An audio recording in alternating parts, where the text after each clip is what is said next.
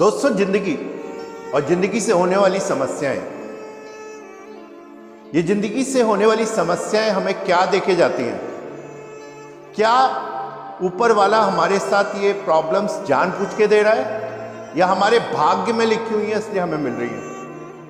हर एक कदम जो मैं आगे बढ़ा रहा हूं उसमें मुझे कोई ना कोई प्रॉब्लम आती है, एक ठोकरें पड़ती हैं, कोई मेरे को ठोक रहा होता है, ऐसा लगता है मुझे जबरदस्ती आग के अंदर जलाया जा रहा है। तो अगर आज की डेट में आपके ये क्वेश्चंस हैं कि मेरे साथ ही ऐसा क्यों हो रहा है, इस दुनिया की सारी दिक्कतें मेरे ही सर पे क्यों बांध दी गई हैं, तो आज आपको इस भरी महफिल के अंदर एक छोटी सी स्टोरी सुनाऊंगा और स्टोरी से आपको शायद मैं वहां ले जा पाऊं जहां आपको ले जाना चाह रहा हूं। और इस स्टोरी के लिए चलते हैं एक मूर्तिकार के पास, जिसको एक ऑर्डर मिला था एक मंदिर की एक मूर्ति बनाने के लिए। ऑर्डर तो मिला और उसने सोचा कि मूर्ति का काम मैं जल्द से जल्द कर दूंगा। उसके पास 2 रॉक थी। उस रॉक पे, पहली रॉक पे उसने अपना काम करना चालू किया। और आपको मालूम है कि किस ढंग से एक मूर्तिकार मूर्ति को बताता है। पत्थर को तोड़ने के लिए उसके पास में हथौड़ी होती है, उसके पास एक छोटा सा वेपन होता है जिसके बेसिस पे वो शिल्पकार की तरह छोटे छोटे पीसेस करके निकालता है। और जैसे ही पहली रॉक को उठा के उसने अपना काम चालू किया तो उस रॉक में से आवाजें आने लगी, I am hurting, I am hurting, I am hurting, I am hurting. 3-4 बार ये हर्टिंग की आवाज सुनने के बाद शिल्पकार ने उस रॉक से पूछा क्या हुआ। रॉक ने कहा मुझे पीड़ा हो रही है, मुझे दर्द हो रहा है, मुझे छोड़ दो, भगवान के लिए मुझे छोड़ दो। शिल्पकार ने कहा कोई बात नहीं, और उसको छोड़ दिया उसको बिल्कुल कि तेरा तुझको अर्पण, क्या लागे मेरा, और तू वहीं रह जहां रहना चाहती है। उसने दूसरी रॉक पे काम करना चालू किया और जैसे ही उसने 3-4 बार वो ही ढंग से अपने वार करने चालू किए हथौड़ी से, और तो वहां से उसने उस रॉक से पूछा कि क्या आपको दर्द नहीं हो रहा, is it hurting for you or not? The rock said yes, is it hurting, yes it is hurting for me. अब आप मुझे सोच करके बताइए, दोनों रॉक पे एक ही आदमी ने वार किया। एक कह रहा है मुझे हर्ट हो रहा है, मुझे छोड़ दो, दूसरा कह रहा है yes it is hurting but I want to be develop, मैं डेवलप होना चाहता हूं, इसलिए मुझे आप पेन दीजिए, मुझे आप मेरे को आगे मेरे रूप को निखारने के लिए मुझे पेन दीजिए। वक्त गुजरा और कुछ ही दिनों के अंदर शिल्पकार ने अपनी पूरी मेहनत और तसब्बुर के साथ में एक ईमानदारी की मूर्त बना के, एक भगवान की प्रतिमा बना के रख दी। और वो वक्त आ गया कि उनका बायर लेने आया। अब बायर लेने आया तो बायर को मूर्ति बहुत पसंद आई। मूर्ति को बाहर निकाला जा रहा था तो बायर ने पड़े हुए वो दूसरी रॉक को देखा और उससे कहा एक काम करो, मुझे ये रॉक भी दे दो, मेरे काम आ जाएगी। उसने कहा क्या काम आएगी? कि भैया मंदिर के अंदर लोग बाग नारियल तोड़ने आते हैं, मुझे अलग से खरीदना पड़ेगा, मुझे दे दो, जो पैसा हो ले लो।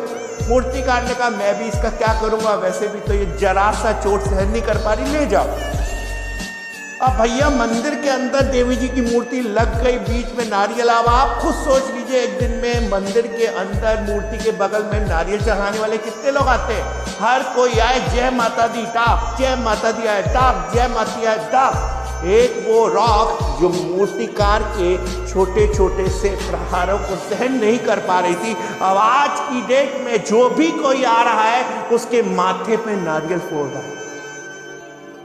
आप समझ पा रहे हैं मैं कहां ले जा रहा हूं आपको? जी हां, बिल्कुल ढंग से समझिए जो मैं कह रहा हूं।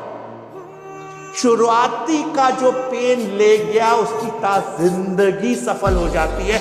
और जो लोग शुरुआती पेन जो ऊपर वाला हमें देता है जिंदगी के मोड़ पे, ताकि हम स्ट्रांग बने, हम चीजों को समझें, उन पेन से हम टूट जाते हैं तो आने वाली जिंदगी भर हमें इस तरीके की प्रॉब्लम्स का सामना करना पड़ता रहेगा, क्योंकि हम मेंटली स्ट्रांग नहीं कर पाते।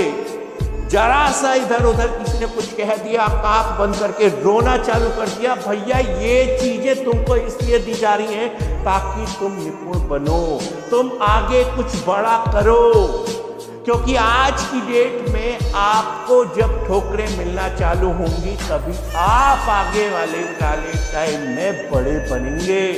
आज की डेट में यहां से निकलने के बाद आप जब किसी कस्टमर के पास जाएंगे तो ये मत डरिएगा कि मेरी बेइज्जती हो जाएगी। यकीन मानिए जितनी बेइज्जती हो रही है उतनी आप यहां से सफलता की तरफ जा रहे हैं। लेकिन ये मत सोचिएगा इस कस्टमर ने मेरे को बेइज्जती कर दी तो मेरा क्या होगा, इस कस्टमर ने मेरी बेइज्जती कर दी तो क्या होगा।